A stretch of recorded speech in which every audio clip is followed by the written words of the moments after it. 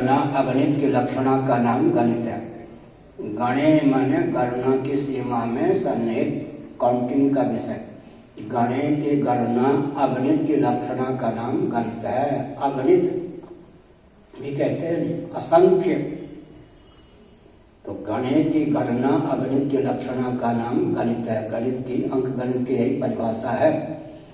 अंक गणित पर विचार करें तो 0 और 1, 2 और 3, 4 और 5, 6 और 7, 8 और 9, कितने गण हो गए? 5। 0 और 1, 2 और 3, 4 और 5, 6 और 7, 8 और 9, ये 5 गण होते हैं।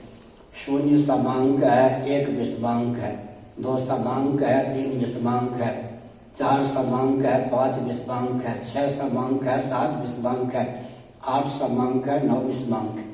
बाकी 10 इत्यादि जो हैं वो तो क्या है, 2 के योग से बने। मौलिक 10 में जो 0 का स्थानापन्न है, 1 दाईं स्थानापन्न है।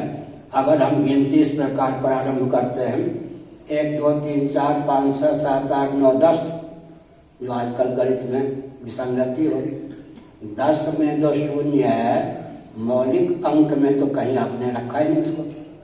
1 से जब हम गणना प्रारंभ करेंगे, स्थान की दृष्टि से 0 प्रथमांक है और गणना की दृष्टि से 1 प्रथमांक है।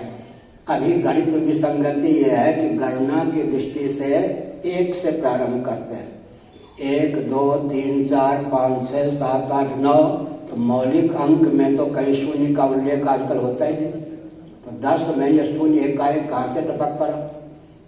10 से अच्छा, अब आप ब्लैक बोर्ड श्याम पट पर या श्वेत पट पर, आजकल पहले श्याम पट भी कहते थे, श्वेत पट भी है, ऊपर से नीचे लिखिए 10 11 12 13 14 15 16 17 18 19, इकाई स्थानापन्न जितने अंक है ऊपर से नीचे पढ़ जाइए। क्या क्रम होगा? 0 1 2 3 4 5 6 7 8 9, बढ़ाते जाइए 20 21 22 23 24 25 26 27 28 29, अंत में 90 91 92 93 94 95 96 97 98 99 होगा क्या? होगा क्या? 0 से लेकर 9 तक क्रमिक अंक इकाई स्थानापन्न सिद्ध होंगे। इसलिए स्थान की दृष्टि से 0 को प्रथम अंक मानना चाहिए और गणना की दृष्टि से 1 को प्रथम अंक मानना चाहिए, क्योंकि 0 निर्विशेषता की अवधि है, अभावांक नहीं है। जिस 0 के इकाई स्थानापन्नता के कारण 1 दाईं स्थानापन्न जो 1 है वो 9 अधिक हो जाता है, उस 0 को हम अभावांक नहीं कह सकते, निर्विशेषता की अवधि कह सकते हैं। दर्शन और गणित में एक रूपता है, तो निर्विशेषता की अवधि तत्व है अपने कार्य सविशेष के समाश्रित रहकर ही अपनी सत्ता उपयोगिता को सिद्ध करता है।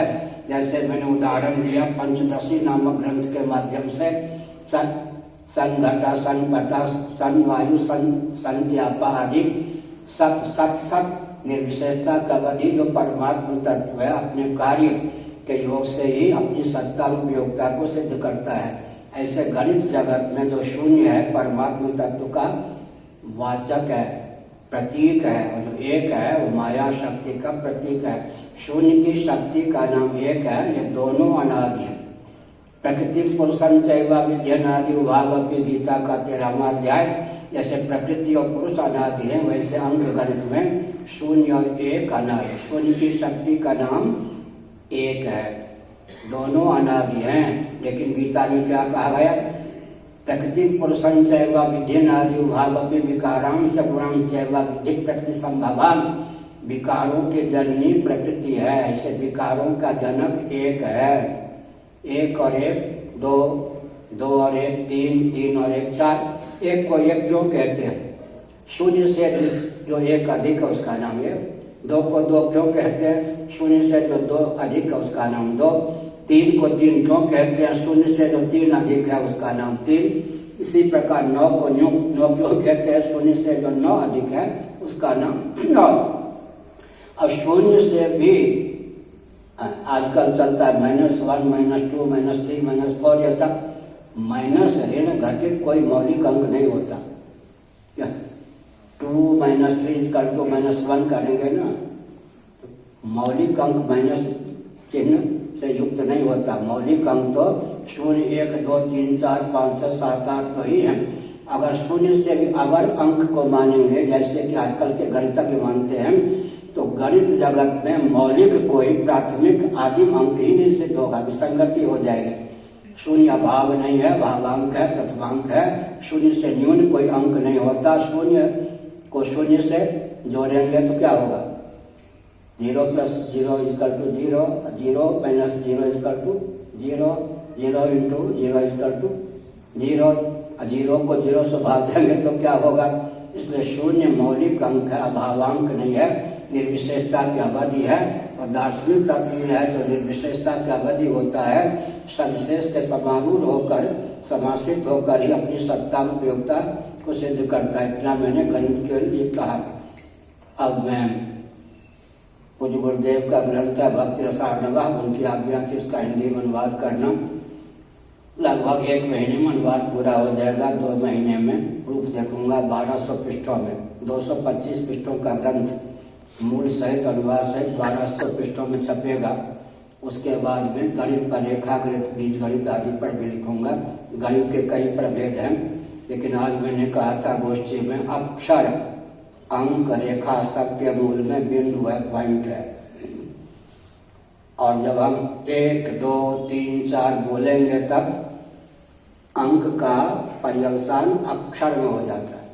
और गिनेंगे, अकार आदि को गिनेंगे तो अंत में अक्षराम्नाय का पर्यवसान अंकाम्नाय में हो जाता है। अंकाम्नाय और अक्षराम्नाय में क्या घनिष्ठ संबंध है, इस पर भी हमने कुछ लिखा है। 22 ग्रंथ संभवतः मेरे गणित पर छप चुके हैं। पहला ग्रंथ है स्वस्तिक गणित, स्वस्तिक चिन्ह पर ही पूरा गणित है, लगभग 100 पृष्ठों में। अभी वैदिक मैथमेटिक्स जो विश्व को प्राप्त है, श्री भारती कृष्ण जी महाभाग, श्री भारती कृष्ण तीर्थ जी महाभाग, जो गोवर्धन मठ पुरी पीठ के 143 में मान्य जगत गुरु शंकराचार्य हुए, उन्होंने 12 खंडों में गणित लिखा था। सूत्र सब थे संस्कृत में, व्याख्यान हिंदी में। गुजरात के मेहता परिवार के यहाँ सुरक्षित रखते थे, मठ में नहीं। मेहता परिवार ने क्या किया, जापान को मालूम पड़ गया संस्कृत में सूत्र है, व्याख्यान है, ये में जापान से तस्करी कर दी। तब उनको मालूम पड़ा कि ग्रंथ तो कुछ बचा नहीं।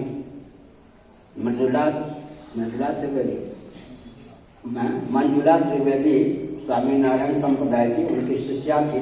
उन्होंने कहा, गुरुजी आपके ग्रंथ तो सब जापान चले गए, तस्करी कर दी, जिस पर आपने विश्वास किया उसने धोखा दिया। तब उन्होंने मोतियाबिंद की स्थिति में 400 पृष्ठों में मौलिक ग्रंथ लिखा। उसी का नाम आजकल वैदिक मैथमेटिक्स है।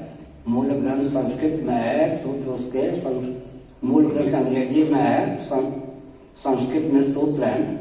उसकी व्याख्या केवल 25 पृष्ठों की, 400 पृष्ठों में जो मूल ग्रंथ है उसके 25 पृष्ठों की व्याख्या 1457 पृष्ठों में भगवत कृपा से मेरे द्वारा हुई है, जो कंप्यूटर में है।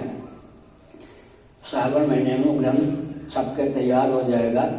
वैदिक मैथमेटिक्स के केवल 25 पृष्ठों की व्याख्या 1457 पृष्ठों में पूर्ण हुई है। तो 10,000 15,000 पृष्ठों में पूरे गणित की व्याख्या होगी। लेकिन मैं अपनी कुछ से कि नहीं बघाड़ता, मुझे जो गणित का विज्ञान प्राप्त है वो भगवान सूर्य से। मैं पुरी में बैठा था, सच्ची बात है, जिनसे जो मिले उनका नाम लेने पर कृतज्ञता दूर होती है, कृतज्ञता प्रकट होती है। मैं पुरी में बैठा था, सूर्यास्त हो चुका था, दूसरे दिन छत्तीसगढ़ की यात्रा करनी थी। मेरा स्वभाव था, कंप्यूटर से जब से पाला पड़ा है तब से तो वो काम बंद हो गया। 6-7 घंटे नित्य कंप्यूटर पर ग्रंथ लिखता हूँ अब। लेकिन बिजली बंद करके एकांत में बैठा था, मैंने जो देखा सूर्यमंडल, सूर्यास्त के बाद देखा सूर्यमंडल से लेकर के जैसे मछुआरा जाल फेंकता है, मछलियाँ उसमें फंस जाती हैं, वैसे सूर्यमंडल से लेकर मुझे तक रश्मियों के जाल में मैंने अपने आप को फंसा हुआ देखा। मैंने मन ही मन प्रश्न किया, आप कौन हैं? मन ही मन उत्तर आया, हम गणित के परमाणु। हमने कहा कि आप मेरे हृदय में समा जाइए, जब जब स्मरण करूं तब तक प्रकट हो जाएंगे। गणित के परमाणु में समा गए। जब जब स्मरण करता हूँ, दर्शन पर भी लिखता हूँ, विज्ञान पर भी लिखता हूँ, गणित पर भी लिखता हूँ, एक ही विषय तो नहीं है। जब जब स्मरण करता हूँ तब तक वो गणित के परमाणु भगवान सूर्य के द्वारा प्रकट हो जाते हैं। मैंने संकेत किया, भूमंडल पर जो गणित का ज्ञान नहीं है, भगवान सूर्य की कृपा से लगभग 1,00,000 पृष्ठों की सामग्री मस्तिष्क पर भी अंकित है। भगवान की कृपा से सभी प्रकट हुआ। इसके बाद एक कहावत, अधिक समय नहीं लूंगा, मैं सुनूंगा विद्वानों। एक कहावत है, वही ढाक के 3 पार। ढाक बने पलाश, हिंदी में कहावत वही ढाक के 3 पार। स्वामी जी को मालूम है, इनको साथ में रहते हैं। हमारी दृष्टि जहाँ जाती है वहीं गणित नाचने लगती। ढाक पलाश के 3 पात होते हैं, सब जगह देखेंगे तो पुष्प इत्यादि में भी दल होते हैं, सब जगह गणित ही गणित दिखाई पड़ेगा। दृष्टि चाहिए। लोग कहते हैं गणित बहुत कठिन है, गणित बहुत ही सुगम है, साहित्यिक है। पूरी सृष्टि में जहाँ आप दृष्टि डालेंगे वहाँ पर गणित का दर्शन होगा। 16 दल कमल, 12 दल कमल, ऐसे सब जगह वही ढाक के 3 पात बिलपत्र, सब जगह गणित ही गणित दिखाई पड़ेगा। इसलिए केवल ग्रंथ के आधार पर नहीं। एक संस्मरण सुनाता हूँ, नैमिषारण्य में था मैं, जब दंडी स्वामी जी थे तो वहाँ तो 2 रुपये भी मेरे पास होते नहीं थे, किसी को मांगता नहीं थे किसी से।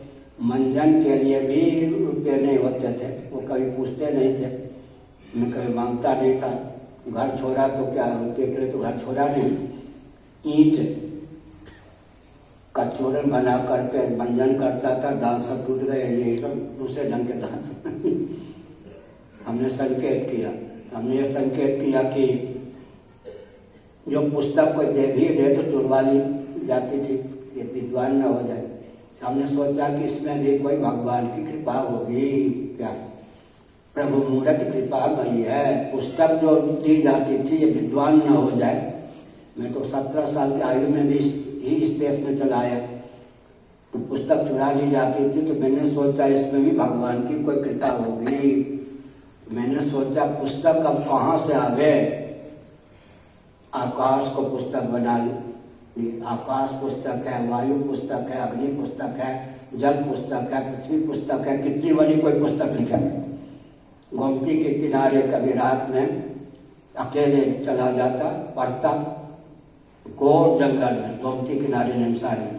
आकाश को पुस्तक के रूप में पढ़ना प्रारंभ किया, वायु को पुस्तक के रूप में पढ़ना प्रारंभ किया, अग्नि को पुस्तक बना के पढ़ना प्रारंभ किया, जल को पुस्तक बना के पढ़ना प्रारंभ किया, पृथ्वी को पुस्तक बना के पढ़ना प्रारंभ किया।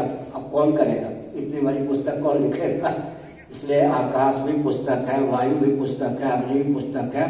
परमात्मा तत्व विज्ञान के भंडार के विज्ञान स्वरूप हैं, उनसे जो कुछ अभिव्यक्त है सब गणित ही गणित है। सृष्टि की उत्पत्ति, स्थिति, समृद्धि सब में गणित ही गणित दिखाई पड़े।